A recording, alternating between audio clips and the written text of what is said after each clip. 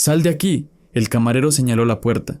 «No quiero tu peste en mi bar». John miró sus manos. Sangre seca bajo las uñas, olor a tripas en su ropa. «Solo quiero una cerveza. Los vagabundos no beben aquí. Lárgate». John metió la mano en su bolsillo. El bar se tensó, pero lo que sacó no fue un arma. Era una billetera, y dentro, la portada de un disco, el mismo disco que sonaba en la rocola. «Soy yo», dijo, señalando su foto en Paranoid. «Ese soy yo». El camarero palideció. Había comenzado 8 horas antes, cuando el sol todavía no salía sobre Birmingham.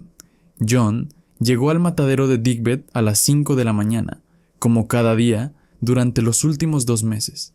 El cielo estaba negro y el aire olía a carbón quemado. Las chimeneas de las fábricas escupían humo gris. Caminó por calles vacías, con las manos metidas en los bolsillos de su chaqueta raída. El edificio de ladrillo rojo del matadero se alzaba al final de la calle. Olía siempre igual, sangre vieja, aserrín, mojado, amoníaco y miedo animal. Un olor que se metía en la garganta y se quedaba durante días. John había intentado quitárselo con jabón, con alcohol, incluso con perfume barato. Nada funcionaba. Se registró en la entrada. El guardia apenas lo miró. «Osborne, línea 3». John asintió. Se puso el delantal de goma, grueso y manchado de marrón. Agarró su cuchillo, una hoja de 30 centímetros con mango gastado. Lo afiló hasta que el filo brilló. Luego caminó hacia la línea de sacrificio. El ruido lo golpeó. Los mugidos de las vacas llenaban el aire, graves y desesperados. Eran gritos de terror, no muy diferentes de los gritos en los conciertos, pero estos eran reales. Estos terminaban en silencio.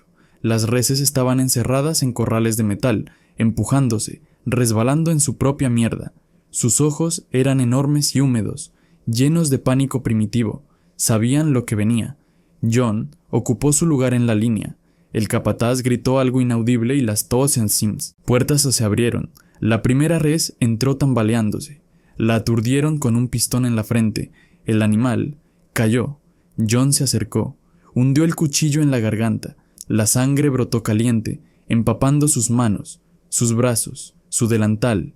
El olor metálico llenó sus fosas nasales. Cerró los ojos. Siguió cortando. El capataz, un hombre gordo llamado Davis, le gritó desde el otro lado de la sala: «Osborne, más rápido. Tenemos 200 cabezas hoy». John asintió sin decir nada. Hundió el cuchillo en la garganta de la primera res. La sangre caliente salpicó su cara. Cerró los ojos. Siguió cortando. A su lado trabajaba un tipo llamado Tommy, 20 años mayor, con los dedos torcidos de tanto agarrar el cuchillo. Tommy masticaba tabaco y escupía en el suelo cada 2 minutos. Osborne, ¿ya te acostumbraste?» John se limpió la frente con el dorso de la mano. «Nunca te acostumbras. Solo apagas algo dentro de ti». Tommy rió. «Así es este trabajo, muchacho. Matas hasta que algo dentro también se muere». John llevaba degollando vacas durante 8 semanas. Antes de eso, había trabajado en una fábrica de bocinas de autos, ajustando frecuencias hasta quedarse sordo. Antes de eso, en una obra de construcción, cargando ladrillos bajo el sol hasta que su espalda gritaba. Y mucho antes, a los 17 años, en otro matadero, cuando aún no sabía que su vida cambiaría. Pero eso fue en otra época.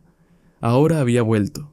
No porque quisiera, porque no tenía opción, porque Black Sabbath, la banda que había formado con Tony Iommi, Geezer Butler y Bill Ward, estaba al borde del colapso, porque las discográficas les habían robado todo, porque los managers habían desaparecido, con el dinero como fantasmas en la noche, porque aunque su cara estaba en la portada de Paranoid, el disco que sonaba en todas las radios de Inglaterra y medio mundo, él no tenía ni para pagar el alquiler de su piso de mierda en Aston.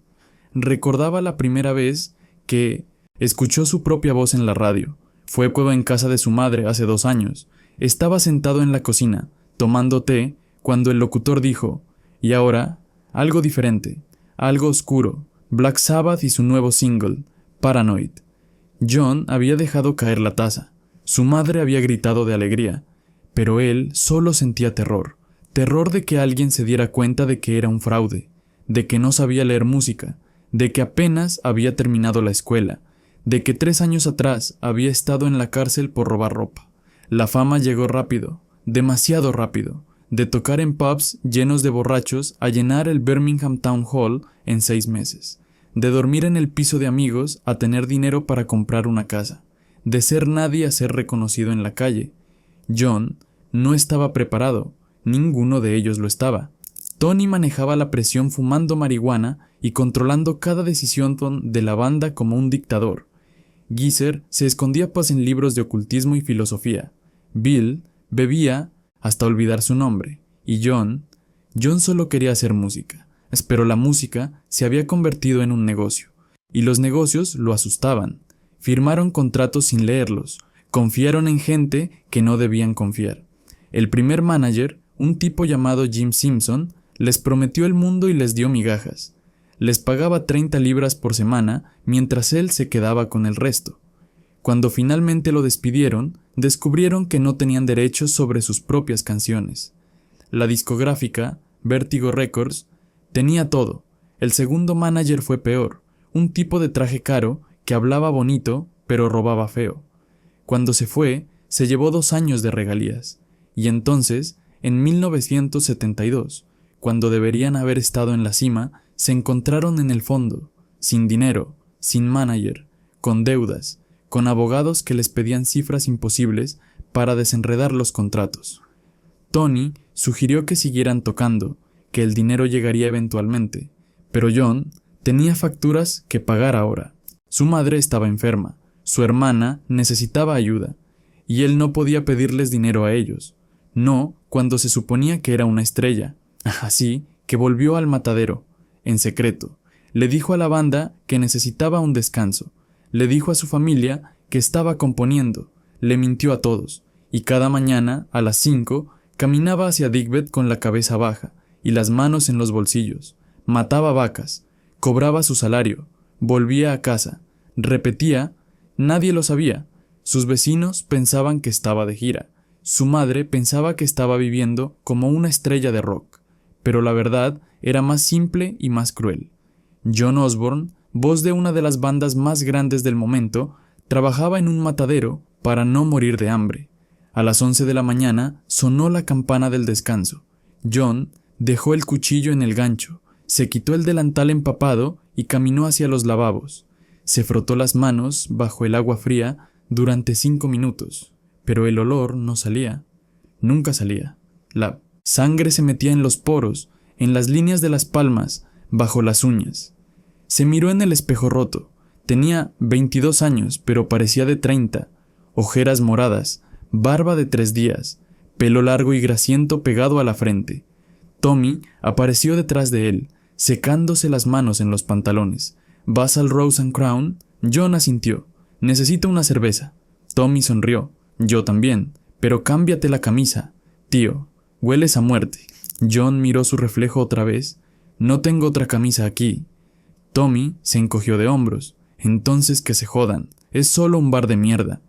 El Rose and Crown estaba a 3 calles del matadero, un pub de ladrillo oscuro con ventanas sucias y una puerta verde descascarada. John lo conocía desde niño.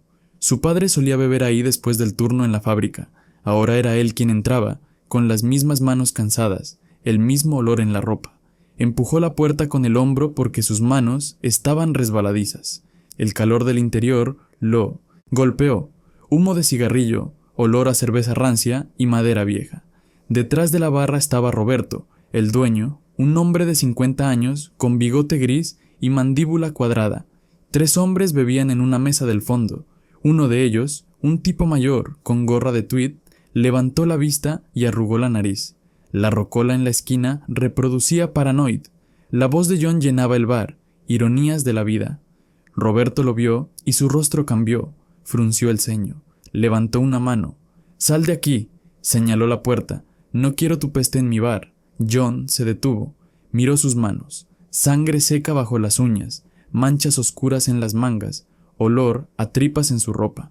Lo sabía, pero había caminado 3 calles bajo la lluvia y tenía tanta sed que le dolía la garganta. «Solo quiero una cerveza. Los vagabundos no beben aquí». Roberto cruzó los brazos. «Lárgate antes de que llame a la policía». Los 3 hombres en la mesa miraban ahora, disfrutando del espectáculo. El tipo de la gorra rió. Probablemente robó algo del matadero, o peor. John sintió el calor subir por su cuello. No era la primera vez. Desde que volvió al matadero, lo habían echado de 2 tiendas y un autobús. La gente lo miraba como si fuera un criminal, como si la sangre en su ropa fuera humana. Metió la mano en el bolsillo de su pantalón. El bar se tensó. Roberto dio un paso atrás. Uno de los hombres en la mesa se puso de pie. Pero John no sacó un arma. Sacó su billetera, vieja y gastada, y de su interior extrajo algo doblado, un recorte de revista. Lo desdobló con cuidado y lo puso sobre la barra. Era la portada de Paranoid. 4 hombres vestidos de rosa, parados en un parque. Tony, Geezer, Bill y él, John Osborne. Su cara, más joven, más limpia, mirando a la cámara. «Soy yo», dijo señalando la foto. «Ese soy yo». Roberto miró la imagen. Luego miró a John. Luego otra vez la imagen. Su boca se abrió pero no salió sonido. Detrás de John, la rocola seguía cantando. «I tell you to enjoy life. I wish I could, but it's too late».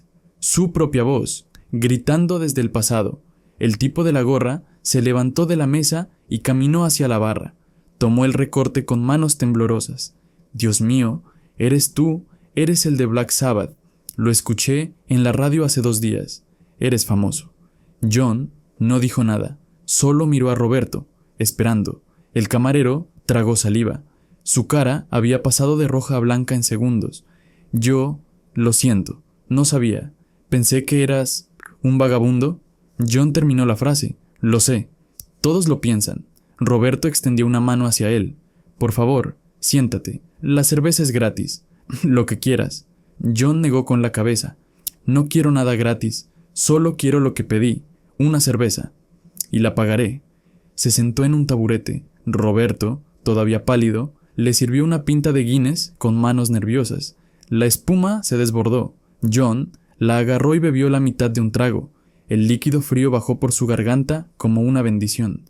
Cerró los ojos. El tipo de la gorra, cuyo nombre resultó ser Charlie, se sentó a su lado.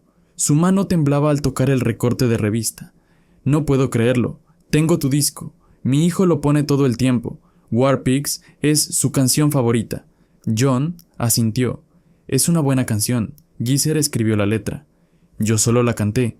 Charlie lo miraba como si fuera un fantasma. «Pero, ¿qué haces aquí? ¿Por qué trabajas en el matadero? Deberías estar en hoteles, en fiestas, en...» Como una estrella, John lo interrumpió. «La vida no funciona así. No para gente como yo». Charlie frunció el ceño. «¿Qué quieres decir?» John bebió otro trago. «Quiero decir que puedes llenar estadios y aún así volver a casa sin dinero. Quiero decir que puedes grabar discos que millones compran y que otros se queden con las ganancias. Quiero decir que la fama no paga el alquiler». Bebió más. «Y cuando no tienes dinero, vuelves a donde empezaste». Charlie negó con la cabeza. «Pero tu música está en todas partes. La gente hace fila para verte». John rió amargamente. «La gente ama una canción, no al tipo que la canta. Para ellos soy una voz, no un nombre. Y las voces no necesitan comer». Charlie palideció. «¿Cuánto les pagaron por Paranoid?» John levantó una mano. 105 libras. Total, para los 4. Charlie se quedó sin aire. «Eso es robo». «Así es», dijo John, «pero firmamos el contrato. No lo leímos, pero lo firmamos. Éramos idiotas jóvenes». Charlie tragó saliva. «Lo siento, no tenía idea». John lo miró. «Por eso no lo cuento. La gente quiere creer en el mito, que si tienes éxito, todo es perfecto. Pero no es así». Roberto, que había estado escuchando en silencio, se acercó. «Señor Osborne, lo siento de verdad. Yo no sabía. Si hubiera sabido...» John levantó una mano. «No me llames señor. Soy John. Y no tienes que disculparte. Hiciste lo que hace todo el mundo. Juzgaste por lo que viste». Roberto bajó la cabeza. Pero estaba equivocado. John negó. «No tanto. Mira mis manos. Mira mi ropa. ¿Qué diferencia hay entre yo y un vagabundo? Solo que yo tengo un disco con mi cara. Eso es todo». El silencio cayó sobre el bar. La rocola terminó de tocar Paranoid y comenzó otra canción, algo de los Beatles. Charlie seguía mirando a John como si tratara de resolver un acertijo. Finalmente habló. ¿Por qué sigues haciéndolo? El matadero, digo, si es tan horrible. John se encogió de hombros. Porque alguien tiene que pagar las facturas. Porque la banda no tiene dinero ahora. Porque el manager nos estafó y el sello discográfico también. Porque mientras resolvemos eso, yo necesito comer. Y trabajar matando vacas es lo único que sé hacer además de cantar. Hizo una pausa. Y porque no quiero que mi madre sepa que fracasé. Charlie sacudió la cabeza. No has fracasado. Tu música está cambiando el mundo. John lo miró fijamente. Charlie, ¿sabes cuánto me pagaron por grabar Paranoid? El hombre negó. 105 libras. Total, para los 4. Eso es menos de lo que gano en 2 semanas en el matadero. Charlie palideció. Eso no puede ser verdad. John sonrió con tristeza. Bienvenido a la industria musical. Roberto puso otra cerveza frente a John sin que él la pidiera. Esta sí es gratis. Insisto. ¿Y puedo pedirte algo?